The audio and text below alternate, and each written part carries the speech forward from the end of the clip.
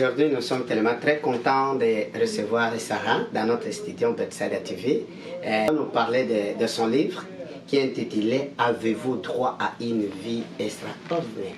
Vous avez droit à une vie extraordinaire. Oui, vous avez droit, ou vous avez droit à une vie extraordinaire. C'est ça le titre. Ouais. Qu'est-ce que tu veux nous parler à propos de ça? Ça signifie quoi? Vous avez droit à une vie extraordinaire. Pourquoi j'ai mentionné une vie extraordinaire? En mentionnant une vie extraordinaire, c'est premièrement, c'est une vie spirituelle en fait. C'est la vie spirituelle. La vie spirituelle dans le Seigneur Jésus-Christ. Et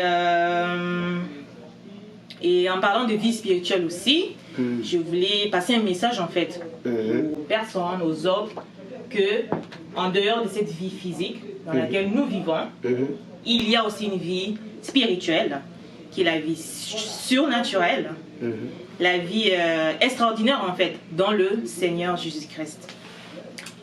Et je ne sais pas si je devais dire les composants de cette vie extraordinaire, parce que moi je voulais laisser les gens la curiosité de découvrir dans le livre.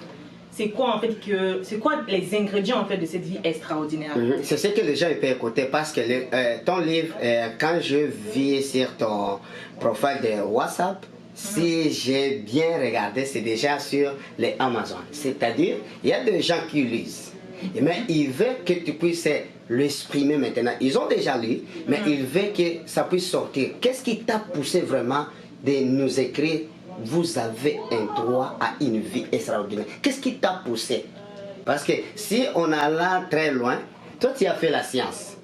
Et avec beaucoup de gens qui ont fait la science, ben, quand j'ai aussi, en lisant ce livre, j'avais des doutes de savoir, celui qui a fait la science, comment il peut nous parler si nous avons vraiment le droit de vivre une vie extraordinaire? Parce que la plupart des gens de science, si tu leur parles d'une vie extraordinaire, pour eux, ça peut être un peu difficile. Explique-nous et aussi de convaincre aussi tes confrères, tes collègues qui se trouvent dans le science. Est-ce qu'ils croient à cette vie extraordinaire? Ok. Convaincre mes collègues, je ne sais pas s'ils seront convaincus, mais moi personnellement, oui, j'ai eu un parcours scientifique et jusqu'à présent encore, je travaille dans le domaine assez scientifique. Et vous avez droit à une vie extraordinaire, ce titre du livre là m'est venu tout juste après avoir fait la rencontre avec le Seigneur Jésus-Christ. J'ai eu cette parole là. Vous avez droit à une vie extraordinaire, c'est sorti parce que ma rencontre avec le Seigneur était tellement... Je ne m'attendais pas à ça. C'est venu comme ça d'un boom. J'ai toujours vécu dans une famille avec une maman chrétienne et tout. J'allais à l'église, mais je ne connaissais pas le Seigneur. C'est-à-dire le temps quand on entrait à Gatineau dans les veillées pendant les soirées tard, tu étais loin du Seigneur. C'est ça, je ne connaissais pas le Seigneur. Je ne connaissais pas le Seigneur, mais j'aimais Dieu. J'aimais Dieu. Bon, je me disais forcément qu'il y a un Dieu qui est là, quoi. Qui existe. Je prie, mais juste des prières de comme ça, quoi. Tu vois, avant de dormir ou de manger. Mais c'est ça, c'est quand j'ai rencontré le Seigneur Jésus-Christ. C'est là, en fait, que je me suis dit, mais waouh, c'était tellement extraordinaire que directement le titre m'est sorti comme ça. Ça n'a même pas duré. Je l'ai rencontré quelques temps après, les semaines qui ont suivi. Je peux donner l'exemple de Paul. C'est-à-dire que Paul quittait le genre qui prie Dieu. Mais quand il s'est rencontré avec Dieu, c'est là où il a compris que ce qu'il faisait, c'était mal. Si je comprends très bien. C'est-à-dire tu partais à l'église, mais tu ne savais pas l'importance d'aller à l'église. Mais quand tu t'es rencontré avec le Seigneur, face à face, il t'a parlé, il t'a changé, c'est là où tu as compris. Je me suis rendu compte que mais on ne va pas à l'église juste pour aller à l'église. Et ça, c'était vraiment quelque chose d'extraordinaire. C'est sorti comme ça, c'était comme une parole. Vous avez droit à une vie extraordinaire. Je voulais le partager avec d'autres personnes. C'est quand je venais de rencontrer le Seigneur, j'ai dit, mais wow, je commence depuis longtemps, je vis sous cette terre. Et puis je ne savais pas qu'il y avait quelque chose de autre que juste cette vie physique que nous avons. Tu vois, c'est comme ça m'est venu ce titre en fait. Ok. Mais dans ton livre, il y a une partie que je lis qui parlait d'un garçon. Tu t'es rencontré avec lui à l'université d'Ottawa. Parle-nous. Qu'est-ce qui était arrivé? Parce que quand aux gens qui doivent lire ce livre, C'est ce qui t'a poussé, si je comprends très bien, c'est ce qui t'a poussé aussi de rencontrer le Seigneur, cette situation. Et qu'est-ce qui t'est arrivé? C'est vrai que dans le livre, je parle de ma première rupture amoureuse, mais c'est pas vraiment ça qui m'a poussé vers Dieu, c'était autre chose. Et je pense... Et nous voulons savoir quelles sont des choses là. C'était... Mais c'était pas ma première rupture amoureuse. D'abord, premièrement, en parlant de cette première rupture, je sais pas, est-ce que vous voulez en savoir plus sur on peut savoir plus, parce que ton livre, avant que tu ailles là-bas, moi personnellement, ça m'a aidé. Ça m'a trop aidé sur la vie spirituelle de gens. Ça m'a aidé. Et je te dirai à ma conclusion pourquoi ça m'a aidé et pourquoi je me suis intéressé qu'on puisse faire une émission avec toi. Avez-vous la parole? Ma première rupture amoureuse, c'est vrai que je ne connaissais pas encore le Seigneur. En ce temps-là, j'étais même jeune. Et c'était aussi ma première expérience en amour. Avec un jeune homme, c'est ma première fois, je rencontre le love. Pour moi, l'amour, c'est sucré, quoi. C'est salé, c'est le love. Et...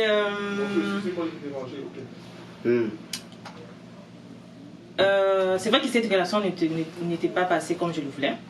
En tout cas, pour moi, en ces temps-là, l'amour, pour moi, c'était... il s'aime, quoi. On s'aime, on vit heureux, puis on marche ensemble jusqu'au mariage. Mais c'était pas ça. C'était pas ça. Ça s'est très mal passé. 6 mois après, on s'est séparés. Soi-disant que ce jeune homme n'était pas satisfait sur le domaine sexuel. Donc c'est ça en fait, c'est à travers cette rupture amoureuse que j'ai commencé à chercher des informations en fait sur le sexe en général. Et c'est comme ça que j'ai défié. C'est comme ça. À cette question-là, il faut que tu sois clair. Parce que moi j'ai déjà lu ce livre. Oui, c'est son premier amour. Mais la personne, si je comprends très bien, c'était Amadou, le nom de... Le monsieur de l'université, oui. Mais il t'a pris... Non, dans le livre, c'est Madou, mais c'est pas son vrai nom. Oui. Oh, oui. C'est Madou. Oui, on prend la personne Madou comme il est écrit. Mais si je viens lire ce livre, je l'ai lu au moins 2 fois. Mais la séparation de cet garçon, ça t'a dérangé. Ça t'a dérangé parce que d'abord, ce n'était pas ce que toi tu pensais. Ce que lui il pensait, ce n'est pas ce que toi tu pensais. Maintenant, ça a amené une coupure. Après cette coupure, ça t'a amené dans d'autres chemins que tu n'étais pas dans le chemin. Tu as bouleversé en disant, bon, je peux choisir ça. Et tu as choisi, parce que ça y est ici, je dois en parler là. Mais qu'est-ce qui t'a dû pendant ces 6 mois-là? Qu'est-ce qu'il était pour toi, ce monsieur-là, Amadou? Qu'est-ce qu'il était pour toi? En ces temps-là, je pense que j'avais la vingtaine, j'avais 20 ans, j'étais jeune. Je viens de tomber sur un jeune homme. Il me plaisait bien, je l'aimais bien. Pour moi, c'est ok, on est à l'université, on prend des cours ensemble, on va peut-être continuer ensemble aussi après l'université. Pourquoi pas se marier? Parce que quand même. D'ailleurs, c'est à l'école qu'on trouve un mari, à l'école et en fait. C'est ça. Mais à ma grande surprise, c'était pas ça. C'est pas ça, on a rompu, comme je le disais tantôt, à cause du sexe, justement.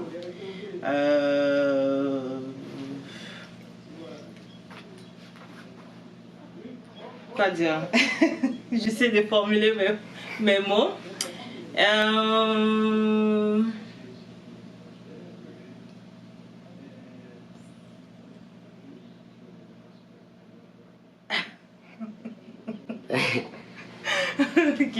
Ok, je me rappelle 6 mois, c'est 6 mois après. C'est 6 mois, oui. Je n'irai pas trop dans les détails parce que tous les détails sont vraiment dans les détails. C'est 6 mois, moi je le précise pourquoi, parce que c'est quelque chose, ça m'a vraiment attiré. Et ça peut donner un conseil parce que ton livre, ce n'est pas toi seul qui doit t'aider. Comme tu nous as dit, tu nous poses la question, avez-vous droit à une vie extraordinaire? Tout le monde a besoin de cette vie. Mais il y a des conséquences qui nous arrivent. Et cette conséquence-là, c'est ce qui t'a amené de faire des choses que tu ne faisais pas avant. Mais C'est la raison pour laquelle, qu'est-ce que tu pensais? Est-ce que dans tes pensées, tu pensais c'est avant Amadou, avant Mamadou, Mamadou, c'est Mamadou, mais est-ce que tu proposé, est-ce que tu voyais le mariage en lui? Oui, je vais dire que oui. En tout cas, dans ma vision, oui. Je me disais oui, pourquoi pas. Même si j'étais jeune, en c'était à 20 ans, j'avais même pas encore fini mes études, je venais de commencer l'université. Oui, je me disais pourquoi pas.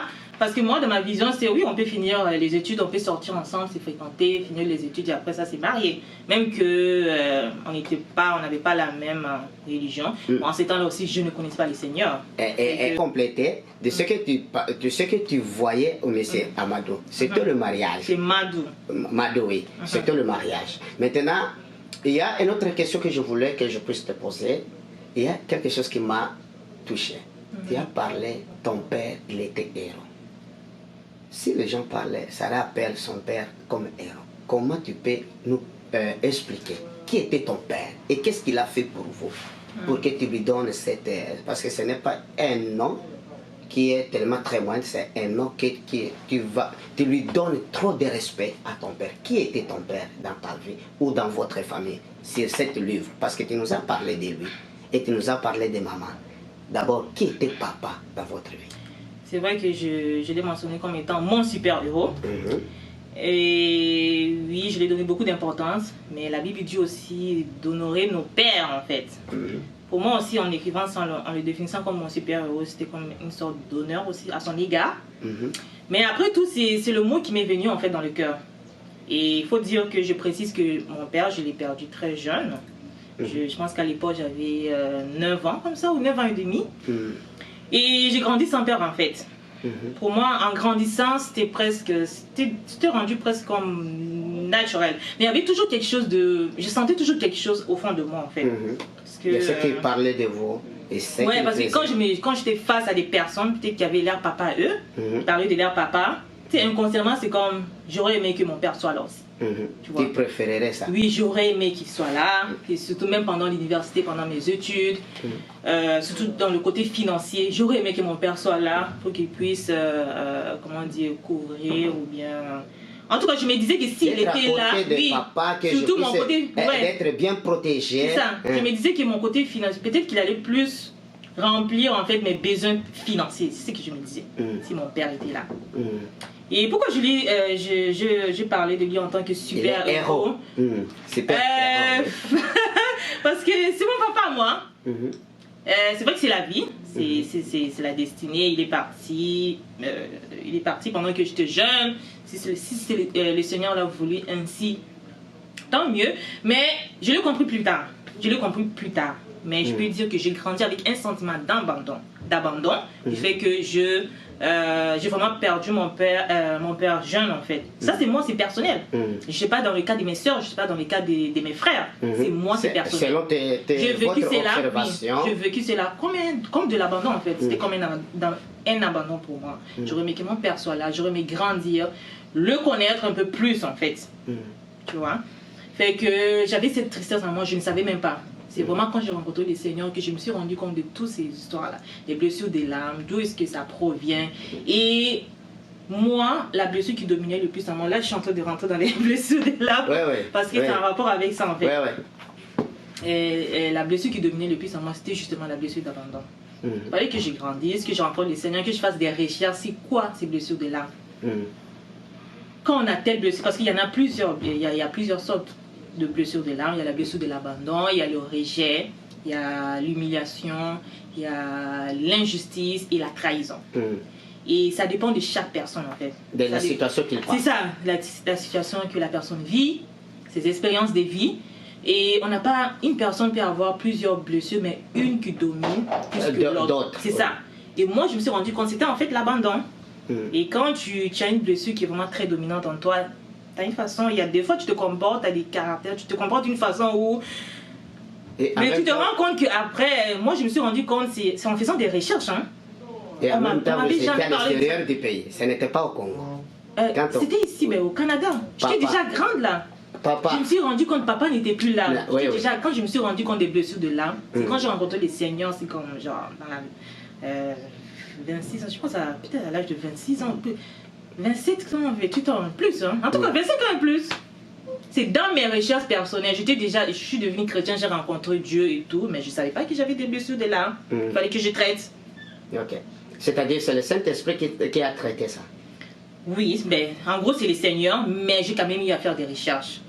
J'ai quand même eu, moi, ben, vu que je me suis rendu compte de plus de ce sujet-là dans les livres, en fait.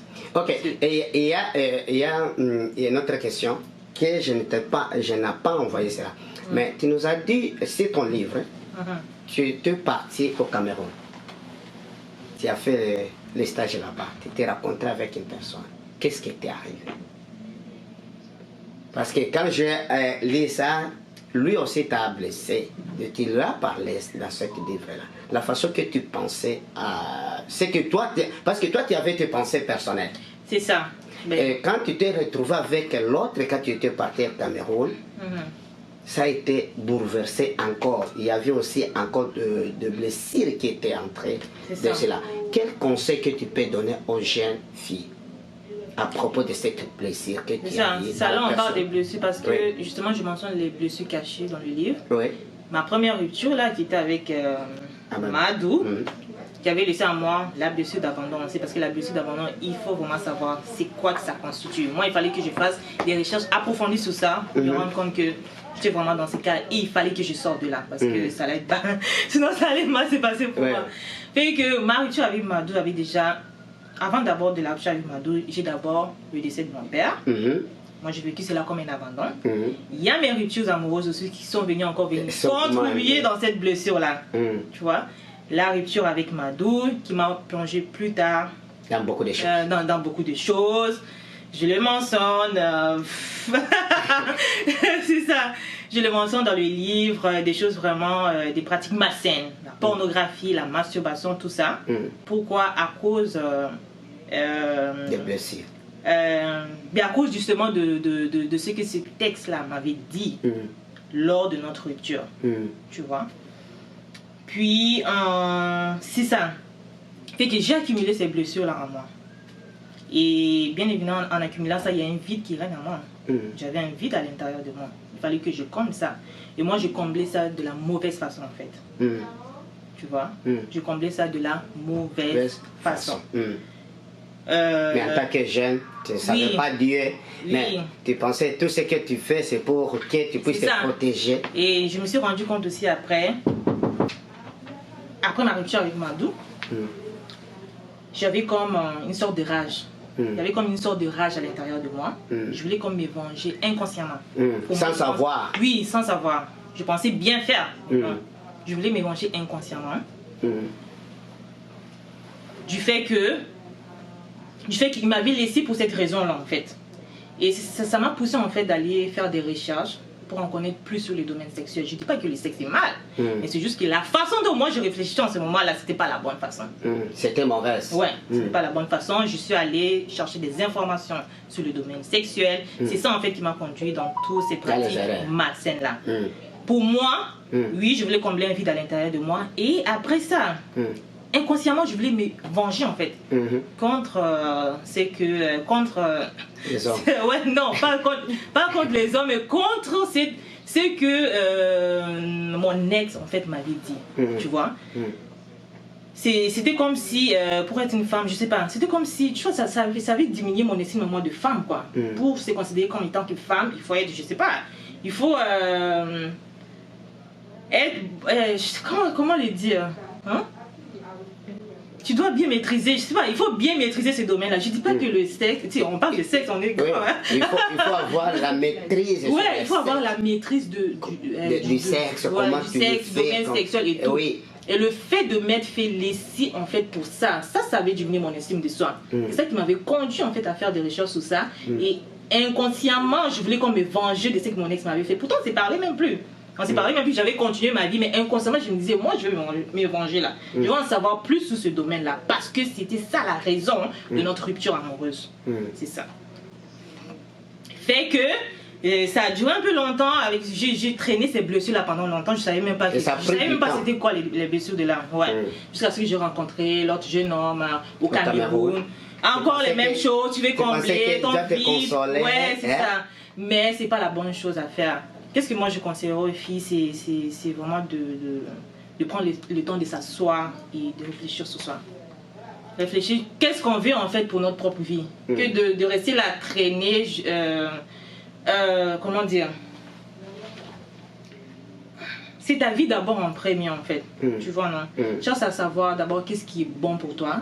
Et ce qui n'est pas bon. Ouais, surtout ce qui est bon pour toi, qu'est-ce qui te rend heureuse, qu'est-ce qui te rend épanouie, cherche tes talents, découvre tes talents, tu as sûrement des choses que tu aimes faire, tu as sûrement des passions que tu aimes faire, découvre-les en fait, tu vois non, ne cherche pas, même si tu as envie d'aller à l'intérieur de toi, ne cherche pas à aller le combler auprès des hommes en fait, parce que ça ne va faire que s'empirer.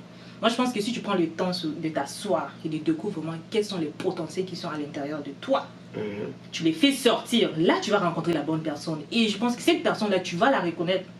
Tu vas la reconnaître parce que tu as su t'asseoir, faire une évaluation sur ta propre personne, découvrir tes potentiels, tes talents, tes dons qui sont à l'intérieur de toi avant d'aller matcher avec un homme. Moi, c'est ça que je conseillerais aux filles. Ok. C'est comme si notre question que je voudrais savoir, la masturbation en tant que chrétien, là, on doit aller dans deux voies. Tiens, maintenant, dans le voie chrétienne et dans la science. Dis-nous, est-ce que la masturbation est bonne ou ça n'est pas bon? En tant que chrétien et en tant qu'homme de science, il faut qu'on puisse aller dans deux volets parce que ce sont des choses. Est-ce que vous avez droit à une vie extraordinaire? Expliquez-nous. Nous avons besoin de cette vie. Maintenant, le gens qui ne connaissent pas Jésus-Christ comme Seigneur et Sauveur, qu'est-ce que tu dois les dire? Parce qu'il y a des gens qui font la masturbation. C'est là où ça nous amène. Il y a des gens, les lesbiennes et les homosexuels. En tant que tu as expérimenté ça, qu'est-ce que tu peux nous conseiller? Ok. Ben, premièrement, d'abord, moi je parlerai en tant que chrétienne. La masturbation, c'est un péché. C'est un péché. C'est un péché. Et la Bible dit dans 1 Corinthiens 6, 18, fuis l'impudicité, quelque autre péché qu'un homme commette, ce péché est hors du corps. Mais celui qui se livre à l'impudicité pêche contre son propre corps. Ok. C'est-à-dire là, la masturbation, que ce soit chrétien, que ce soit tu ne suis pas chrétien, la masturbation, ce n'est pas bon. Ce n'est pas la Bible. Je suis contre cela. Ok. Et selon la science. Je veux pas rentrer directement dans la science. C'est vrai que j'ai entendu que soi-disant, côté scientifique, ça a des effets, ça peut avoir des effets positifs. Mais est-ce que je dois défendre cela? C'est à vous de nous dire, parce que nous avons besoin de vivre cette vie. Non, moi, ma vie extraordinaire, là, je la vis dans la sainteté, là. Okay. Fait que je peux pas te dire que c'est comme si je te mentais en fait. Je te parle d'une vie extraordinaire, après je peux te dire, mais continue quand même à pratiquer tous ces trucs malsains. Tu vas t'en sortir. Moi, je m'en sors sans ça, je m'en sors dans la sanctification. Fait que je pars plutôt à défendre ma cause en tant que chrétienne. Tu vois? Fait que je sais pas si tu voulais savoir plus sur ce sujet-là. Oui, tu peux nous développer pour qu'on puisse finir. Ok, tu peux aller. À vous la parole. Fait que c'est ça que je disais, pour moi c'est un péché. Et c'est une pratique qui ne touche pas seulement les célibataires. Hein. Ça touche autant les mariés que les célibataires. Les mariés, vous n'êtes pas... Vous n'êtes pas mis à l'écart. Vous n'êtes pas mis à l'écart. Et donc c'est ça que je disais, les mariés, vous n'êtes pas épargnés de cela. Moi, je conseillerais, je sais qu'il y a des personnes qui seront pour ça, il y a des personnes qui seront contre. Mais j'irais plus dans les cas où ceux qui sont, dans les cas des personnes qui sont dans ça, qui sont plongées dans ça et qui veulent s'en sortir. C'est ces personnes-là que je vais conseiller. Si tu es dans ça, dans cette pratique-là et tu veux t'en sortir, oui, je voulais te dire que oui, c'est possible. Il faut que tu puisses lire ces livres. Ah, tu peux lire les livres, mais la personne qui peut t'aider vraiment mieux dans ça, c'est le Seigneur Jésus. C'est vraiment le Seigneur. Mais après, tu peux lire mon livre aussi pour savoir comment je fais. En passant aussi, tu avais parlé de maman pour qu'on puisse conclure. Qui était maman pour toi? Parce que tu lui as parlé, il vous a soutenu quand vous étiez à l'extérieur du pays, il t'a encouragé, il te parlait de Dieu. Qu'est-ce que tu peux nous parler? Et aussi, tu nous as dit dans ce livre, il y a ta sœur, ta grande sœur qui était coiffeuse, qui t'a aidé pour aller à l'école. Qu'est-ce que tu peux parler à ces gens-là? Parce qu'il y a des gens aussi qui n'arrivent pas à connaître l'importance de maman. Qu'est-ce que tu peux parler aux jeunes gens, aux jeunes garçons, à propos de l'importance de maman? Parce que demain, tu seras une maman. Qu'est-ce que tu peux nous parler selon le livre? Bon, c'est vrai que nos mamans ne sont pas parfaites. Elles ont leurs défauts, elles ont leurs qualités, surtout quand on devient une jeune femme dans l'adolescente ou dans l'âge adulte. On a tendance à vouloir, bon, certaines, pas toutes, hein, on a tendance à vouloir se détacher un peu, faire les choses de notre manière. On se considère déjà grande, mais je dirais aux jeunes filles d'écouter leur maman. Écoutez votre maman. C'est vrai que des fois, elles peuvent avoir une façon de vous parler qui ne vous correspond pas forcément, mais c'est la maman. Intérieurement, elle reste maman, puis ce qu'elle dit, il y a des vérités qui sortent là-dedans quand même. Ok. Et les gens qui auront besoin de ces livres, où ils peuvent les trouver? Ben, le livre est présentement disponible sur Amazon. C'est sur Amazon USA, Canada, ils peuvent les trouver ici au Bethesda. Oui, Bethesda Salon aussi, oui. Mais après, en ligne, il suffit juste de taper Sarah Suzanne Matamba ou le titre « Vous avez droit à une vie extraordinaire ». Vous allez trouver le livre sur Amazon. Et est-ce que tu as un programme pour sortir un autre livre à la prochaine année? Oh oui, bien sûr. Peut-être même un cette année. Que je suis en train de réfléchir sur ça. Et que oui. Et bientôt la version anglaise. Okay. Et vous avez droit à une vie extraordinaire. Et j'ai à cœur, oui, de sortir. Maintenant, aujourd'hui, Sarah, tu es prophétesse, tu es pasteur ou tu es chrétienne? Ça, c'est ma dernière question. Après, il faut savoir c'est quoi être chrétien, hein, parce que tout le monde se dit chrétien. Ben, je suis chrétienne, mais j'ai un appel prophétique. Ça, je l'ai dit clairement. C'est-à-dire qu'on appelle maman prophétesse. Mais on m'a pas... En tout cas, je ne sais pas s'il faut qu'on me nomme prophétesse ou que je déclare que je suis prophétesse, mais je sais que j'ai un appel prophétique, c'est à l'intérieur de moi, je le sais, je marche dans le prophétique, je sers Dieu dans le prophétique. Amen. C'est-à-dire, aujourd'hui, on était avec notre sœur qui nous a parlé de son livre. Avez-vous droit à une vie extraordinaire? C'est notre sœur, c'est une Congolaise. Mais je sais que nous, les Congolais ou nous, les Africains, nous avons des problèmes de lire. Moi, ce livre, ça m'a aidé. Et comme elle l'a mentionné, même des femmes mariées, des hommes mariés, il fait des masturbations. Ce n'est pas bon. Ça tue le corps. C'est-à-dire que notre sœur a besoin de votre soutien. A besoin de votre soutien pour qu'on puisse lui lire. Qu'est-ce qui nous parle dedans de cet livre? Ça doit nous aider et ça m'a aidé aussi. Je vous l'ai dit, elle doit aussi conclure à propos de cet livre. Et si vous avez besoin, va sur Amazon, Canada ou États-Unis, même ici au salon, même en Europe, tu dois trouver cet livre. Ça doit nous aider, ça doit inspirer même nos jeunes adultes. Ça doit nous aider. Ma sœur, quelle est ta conclusion pour cet livre? Et quel est le message que tu dois donner aux gens qui doivent t'écouter? Moi, je parlerai de ceux qui vivent dans le péché, qui veulent s'en sortir. Je vais aller de ce côté-là. Le Seigneur Jésus-Christ est là pour vous aider. Parce que je voulais faire un genre là-bas, parce que si cette année-là, en 2022, tu n'as pas encore rencontré le Seigneur, c'est que vraiment ton cas est grave. Non, c'est une blague. Non, je voulais juste te dire, si tu vis dans le péché, c'est possible de s'en sortir. Le Seigneur est là pour t'aider. Et je voulais faire en fait une petite prière à la fin pour terminer. Seigneur Jésus-Christ, je prie pour cette personne, cette femme, cet homme qui est en train de nous écouter en ce moment, Seigneur Jésus-Christ.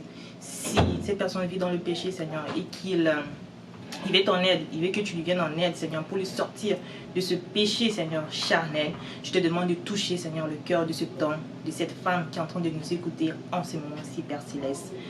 Tu es mort, la Bible dit que tu es mort sur la croix pour nos péchés, pour nous donner une vie meilleure, Seigneur Jésus-Christ.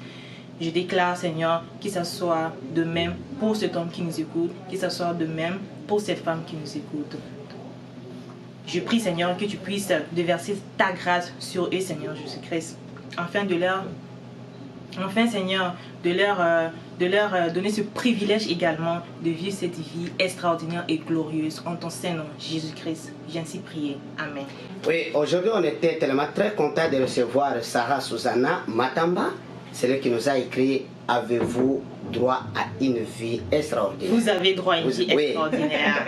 Oui, c'est-à-dire qu'on était tellement très contents dans notre studio. Ça ne serait pas pour la première fois ou la dernière fois. Je sais qu'elle doit avoir beaucoup de livres, elle doit nous parler. C'est comme je vous ai dit, vraiment, c'est notre sœur. Elle a besoin de nous et vraiment qu'on puisse le dire.